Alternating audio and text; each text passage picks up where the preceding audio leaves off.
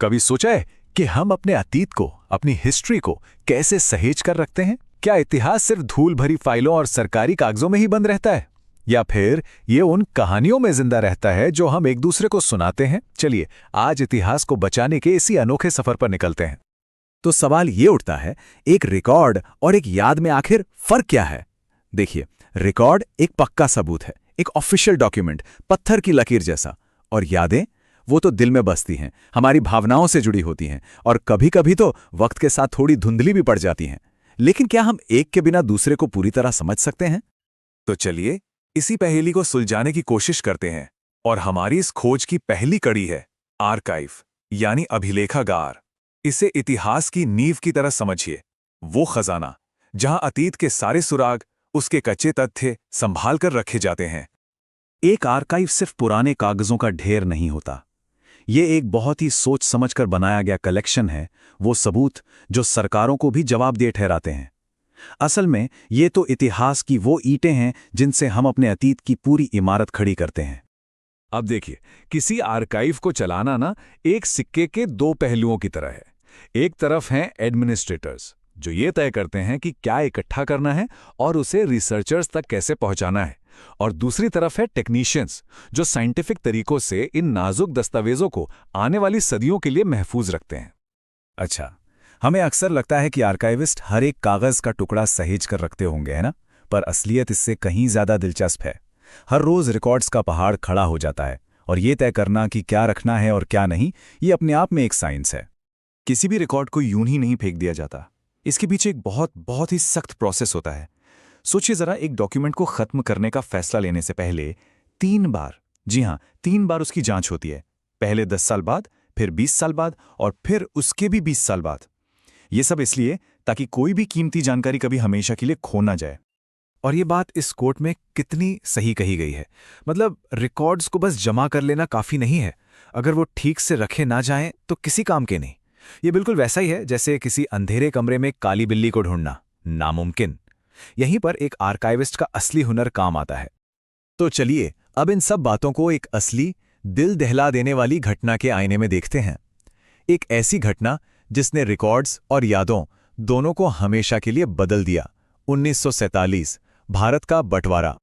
भारत का जो national archives है, जिसे हम एनएआई भी कहते हैं, वो कोई एक दिन में नहीं बन गया। जैसा कि हम देख सकते हैं, 1861 में एक छोटे से विचार से इसकी शुरुआत हुई, और 1947 तक आते आते ये एक नए देश की विरासत का रखवाला बन गया। ये एक लंबा और जरूरी सफर था। और यही वो बात है जिसे समझना बहुत जरूरी है। 1947 का विभाजन सिर्फ जमीन और लोगों का बंटवारा नहीं था, ये हमारे इतिहास का भी बंटवारा था। असली खतरा तो ये था कि हमारे साझे अतीत के रिकॉर्ड्स को भी 2 टुकड़ों में चीर दिया जाएगा, और हमारी विरासत हमेशा के लिए बट जाएगी। लेकिन सरकारी फाइलें कभी भी पूरी कहानी नहीं बताती है ना। विभाजन का जो असली दर्द था, जो असल तजुर्बा था, वो तो उन लाखों लोगों की यादों में जिंदा है। तो चलिए अब फाइलों की दुनिया से बाहर निकलते हैं और एक इंसान की कहानी सुनते हैं। ये शब्द, ये दिल दहला देने वाले शब्द पीएल मेहता के हैं, जो उस त्रासदी के एक गवाह थे। ये वो तस्वीर है जो कोई भी सरकारी रिपोर्ट कभी नहीं दिखा सकती। ये हमें उस हिंसा की असलियत से सीधा रूबरू कराती है। जिस वक्त बंटवारे ने उनकी दुनिया को उलट-पुलट कर रख दिया, श्री मेहता सिर्फ 10.5 साल के एक बच्चे थे। उनकी कहानी उन लाखों अनकही कहानियों में से बस एक है। उनकी कहानी सुनकर सच में रोंगटे खड़े हो जाते हैं। सोचिए, एक अच्छा खासा परिवार जो अपनी जान बचाने के लिए सब कुछ पीछे छोड़कर भाग रहा था। एक खचाखच भरी मालगाड़ी का सफर, और फिर कामों के स्टेशन पर वो भयानक हमला, जहां उन्होंने अपनी ही आंखों के सामने परिवार के 11 लोगों को खो दिया।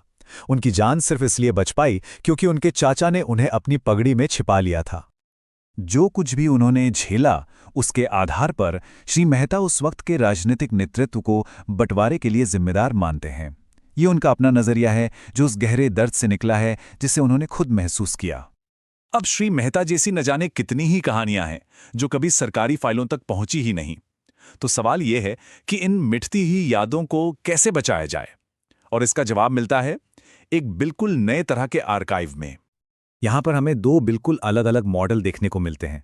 एक तरफ है एनएआई, जो सरकारी रिकॉर्ड्स रखता है, ये समझिए कि इतिहास को ऊपर से नीचे देखने का नजरिया है। और दूसरी तरफ है द 1947 पार्टीशन आर्काइव। ये आम लोगों की कहानियों को उनकी ही जुबानी जमा करता है। ये नीचे से ऊपर उठती हुई आवाज है। और इस नई कोशिश का जो स्केल है वो सच में हैरान कर देने वाला है। द 1947 पार्टीशन आर्काइव ने 14 अलग अलग देशों से 12,000 से भी ज़्यादा लोगों की कहानियां रिकॉर्ड की हैं। ये तो जैसे ज़मीनी स्तर पर इतिहास को बचाने का एक ग्लोबल मूवमेंट बन गया है। और उनका तरीका तो बिल्कुल ही अनोखा है। वो आम लोगों को सिटीजन हिस्टोरियन यानी नागरिक इतिहासकार बनाते हैं। ये वॉलंटियर्स अपने ही परिवार के बड़े बुजुर्गों के पास जाकर उनकी यादों को रिकॉर्ड करते हैं, इससे पहले कि ये कहानियां हमेशा के लिए खामोश हो जाएं। तो सरकारी फाइलों से लेकर निजी यादों तक के इस पूरे सफर से हम क्या सीखते हैं? शायद यही कि हर कहानी कीमती है, हर आवाज मायने रखती है। ये जो कोट है ये पूरी बात को खूबसूरती से बयां करता है। एक हिस्टोरियन को सच लिखने के लिए फैक्ट्स की, तथ्यों की प्यास होती है, और ये प्यास एनआई की फाइलों से भी बुझती है और द 1947 पार्टीशन आर्काइव की कहानियों से भी। सच तो यह है कि दोनों मिलकर ही इतिहास की तस्वीर को पूरा करते हैं। और अब जाते जाते एक आखिरी सवाल। जिस तरह बंटवारे की इन कहानियों को आज बचाया जा रहा है, कभी सोचिए हमारे आज के दौर की वो कौन सी कहानी है जिसे आने वाली पीढ़ियों के लिए सहेजना सबसे जरूरी है। वो कौन सी आवाज है जिसे हमें कभी भी खामोश नहीं होने देना चाहिए।